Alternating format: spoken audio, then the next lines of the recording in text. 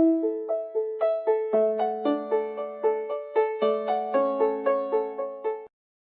శ్రీ గురుభ్యో నమః. ఏ శంఖంబు దిగంతరాళదితి సుహృద్వేదనాహం క్రియా ప్రాశస్త్యంబు వహించి వెన్నెలలు జారన్నవ్వు త్వత్పూరితంబా శంఖోద్గతకమ్రనాదమది భక్తానీక విఘ్నఘ్నమై ఆశీర్వాదములిచ్చుగాక ప్రణవ వ్యహారమై శ్రీపతి. ఓ శ్రీపతి,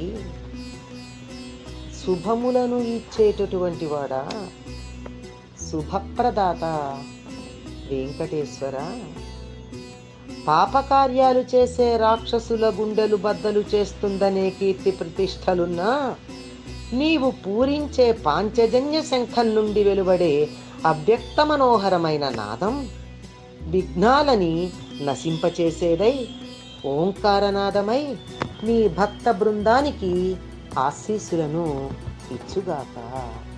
స్వామి శయ్య అయిన ఆదిశేషుని కవితాశయ్యతో పోల్చి చెప్పిన తరువాత పంచాయుధ వర్ణన మొదలవుతోంది ఈ పద్యంతో. శ్రీ వైష్ణవ సంప్రదాయంలో స్వామి పంచాయుధాలకు ఎంతో ప్రాముఖ్యం ఉంది. మాస్టర్ గారు శంఖాన్ని స్తుతించటంతో ప్రారంభించారు. శంఖ చక్రాలు రెండు స్వామివారి చిహ్నంగా భావించటం కూడా ఉంది. వెంకటేశ్వరుడు అని చెప్పడానికి ప్రత్యేకంగా ఆయన విగ్రహం పెట్టకపోయినా శంఖము చక్రము మధ్యలో నామము ఉన్నట్టయితే అది వెంకటేశ్వరునికి ప్రతీక. అసలు వెంకటేశ్వరునికి చిహ్నంగా శంఖచక్రాలనే పెట్టేటటువంటి పద్ధతి కూడా మనకు కనపడుతూ ఉంటుంది. అందుకని ప్రారంభంలోనే శంఖాన్ని ఈయన స్తుతిస్తున్నారు. శంఖనాదం రాక్షసుల గుండెలు బద్దలు చేస్తుంది అని ప్రతీతి. ఎప్పుడైతే స్వామి పాంచజన్యం పూరిస్తాడో దాంతో ఎంతోమంది రాక్షసులు చనిపోవడం జరుగుతుంది పాంచజన్య నాదానికి.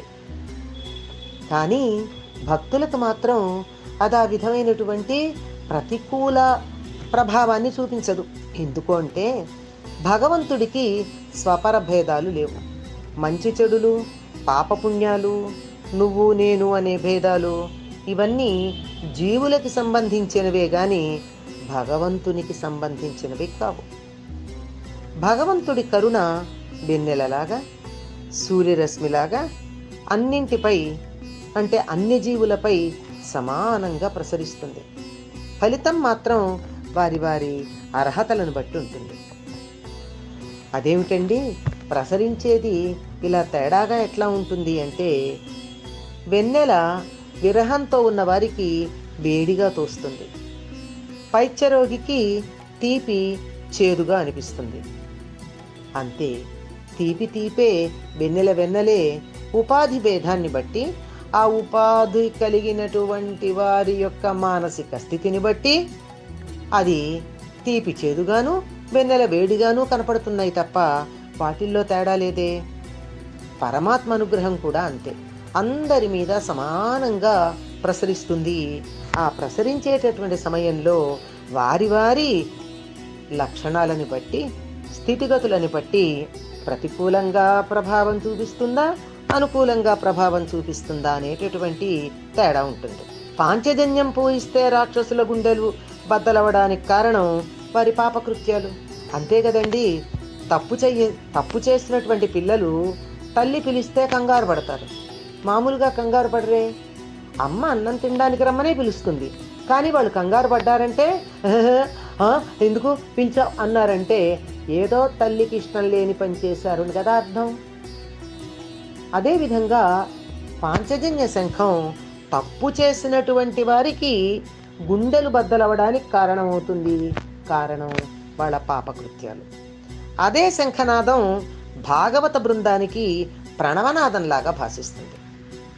భాగవతులు అంటే భగవద్భక్తులు, భగవంతుడి మీద ప్రేమ ఉన్నవారు, భగవంతుణ్ణి ప్రేమతో, ఇష్టంతో, భక్తితో సేవించుకునేటటువంటి వారు. వాళ్ళకది శంఖనాదం ఎలా అనిపిస్తుంది అంటే ప్రణవంలాగా అనిపిస్తుంది. ఎందుకని ప్రణవం అనే పదమే వాడుతున్నారు? ప్రణవం అంటే ఎప్పటికప్పుడు కొత్త కొత్తగా ప్రకృష్టంగా నవంగా ఉండేటటువంటిది ప్రణవం. ఈ ఒక్క నాదం నుండే కదా ఈ సృష్టి మొత్తం ఏర్పడింది. అటు శబ్ద ప్రపంచం, ఇటు వస్తు ప్రపంచం సమస్తం పుట్టడానికి కారణమైనటువంటిది ఈ ప్రణవనాదం.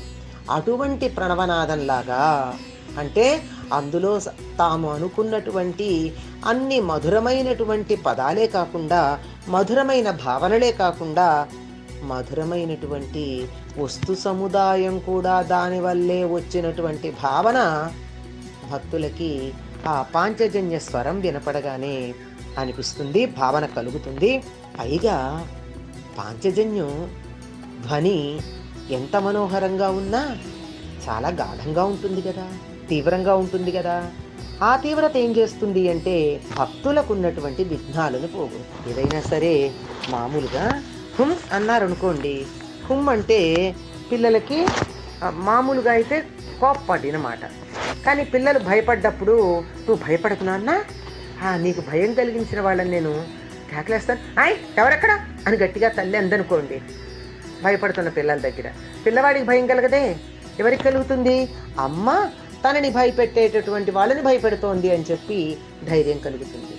అంటే ఆ మాటలో ఉన్నటువంటి కాఠిన్యం ఏదైతే ఉందో, గట్టితనం ఏదైతే ఉందో, కరుకుతనం ఏదైతే ఉందో, మరటుతనం ఏదైతే ఉందో అది తమని బాధించే వారి పట్ల ప్రవర్తిస్తుంది అనేటటువంటి భావన కలిగి చక్కగా వారికి సంతోషం కలుగుతుందే తప్ప బాధ కలగదు.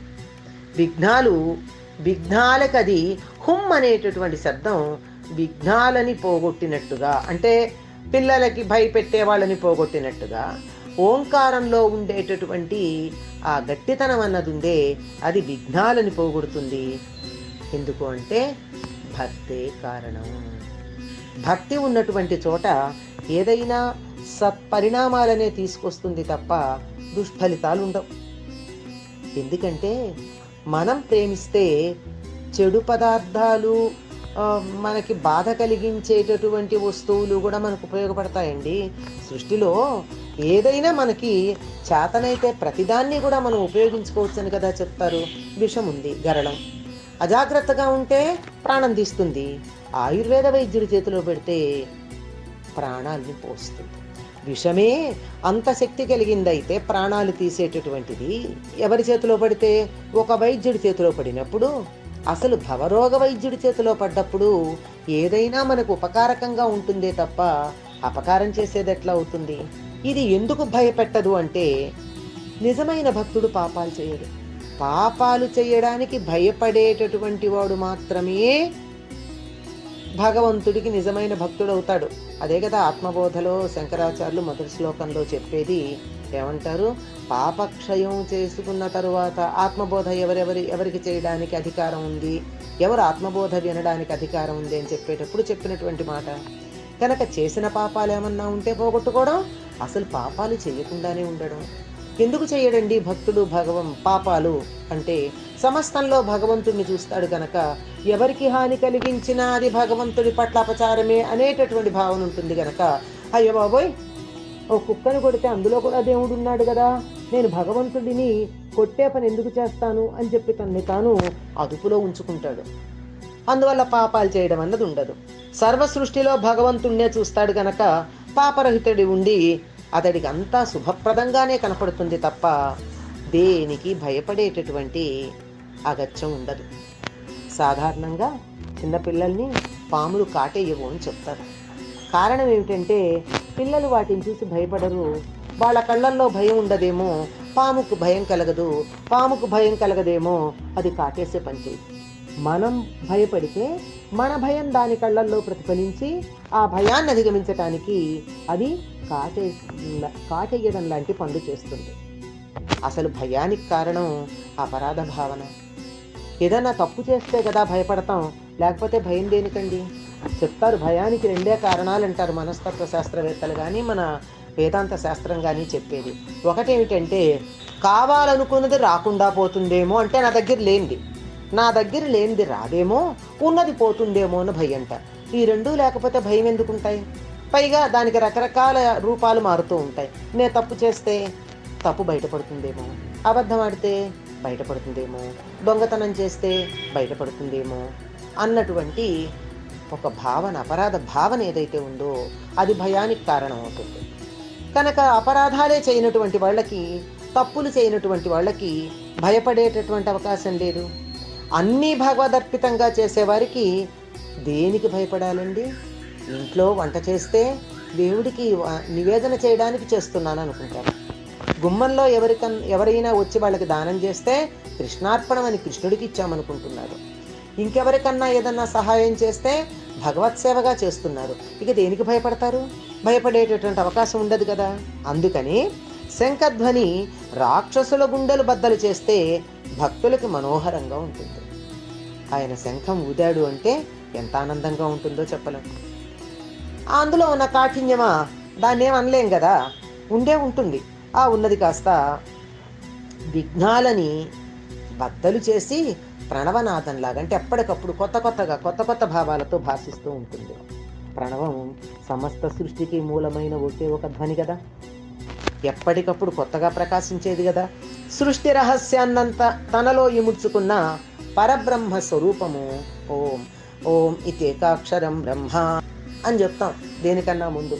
అసలు పరబ్రహ్మం ఎవరు అంటే ఓం అని చెప్పబడేటటువంటి ఒకే ఒక్క అక్షరం అని. విష్ణువు అనేటటువంటి పదానికి సర్వవ్యాపకుడు అని కదా అర్థం. అటువంటి విష్ణువుని ఉపాసించే వైష్ణవ సంప్రదాయాన్ని ప్రతిపాదించటం ఇక పైనున్న పద్యాలలో కనపడుతుంది. ఇక్కడి నుంచే మొదలు వైష్ణవం అంటే ఉన్న విశాలమైన అర్థానికి ప్రాచుర్యం కలిగించి ఇరుకు భావాలలో నుండి వెలికితీసి పవిత్రతను ఆపాదించిన మాస్టర్ గారి ప్రయత్నపు బీజాలు ఈ శతకంలో కానవస్తాయి. శంఖధ్వని శుభకరం, మంగళదాయకం. ఎందుకో తెలుసా?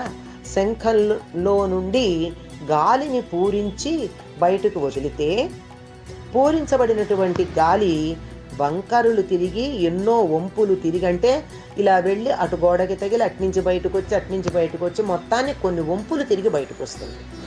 ఆ విధంగా బయటకి వచ్చినటువంటి ధ్వని ఏదైతే ఉందో అది వాతావరణంలో ఉన్న అనేకమైన సూక్ష్మక్రిములను నశింపచేస్తుంది అని పరిశోధనలు వెల్లడి చేశాయి. అందుకే ఎప్పుడైనా సరే మనం ఒక శుభకార్యం ప్రారంభించేప్పుడు ప్రధానంగా పూజాధికాలు మొదలుపెట్టినప్పుడు ఘంటానాదం, శంఖనాదం రెండూ చేస్తాం. ఆ రెండింటి వల్ల ఘంటానాదం వల్ల ఒక రకమైనటువంటి సానుకూల ప్రకంపనలు కలుగుతాయి. శంఖనాదం వల్ల వాతావరణంలో ఉన్నటువంటి పనికిరాని అనేక రకాలైనటువంటి ప్రతికూల ప్రకంపనలు కానీ సూక్ష్మ క్రిములు కానీ తొలగిపోవటం జరుగుతాయి. అటువంటి మంగళకరమైనటువంటి శంఖనాదంతో దీన్ని ప్రారంభించుకొచ్చారు. శంఖనాదం దేనికి సంబంధించింది? శబ్దానికి సంబంధించింది. శబ్దం ఆకాశం శబ్ద గుణకం, అంతే కదండి.